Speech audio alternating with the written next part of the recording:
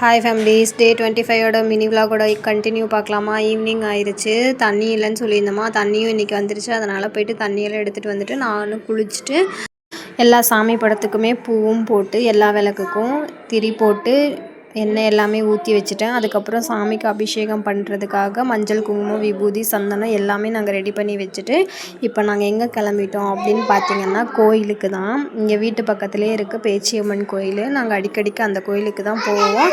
சரி இன்றைக்கும் போகலாம் அப்படின்னு சொல்லிட்டு இன்றைக்கும் நாங்கள் கிளம்பிட்டோம். வீட்டுக்கு வந்து அபிஷேகம் பண்ணிக்கலாம் அப்படின்னு சொல்லிட்டு ஃபஸ்ட்டு கோயிலுக்கு கிளம்பிட்டோம். கோயிலுக்கு போயிட்டு நம்ம அங்கே பார்த்தா இன்றைக்கி செவ்வாய்க்கிழமை, ஆனால் கூட்டமே இல்லை. எங்களுக்கு அப்புறம் தான் ஒரு 2-3 பேர் வந்தாங்க, ஆனால் கூட்டமே இல்லை. நாங்களும் போயிட்டு சாமிக்கு சாமி பூவும் வாங்கிட்டு அதுக்கப்புறம் நம்ம முருகனுக்கு வந்து நெய் விளக்கு போடணும் அப்படின்னு வேண்டியிருந்தோம். அதனால் சரின்னு சொல்லி முருகனுக்கு நெய் விளக்கும் வாங்கிட்டு நேராக உள்ளே போனால் யாருமே இல்லை கோயிலுக்குள்ளே. நாங்கள் மட்டும்தான் போகிறோம். ஒரே ஒரு ஐயர் மட்டும்தான் இருந்தார்.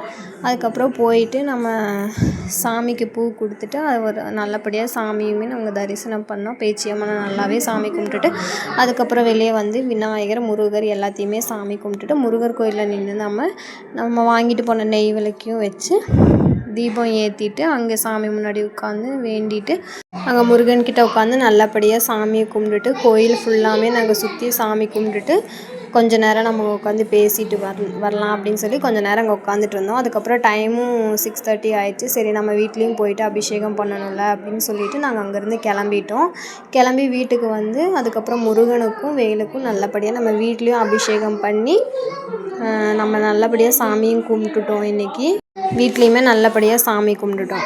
இன்றைக்கி என்னன்னு பார்த்தீங்கன்னா நான் ரொம்ப ஹாப்பியாக இருக்கேன்.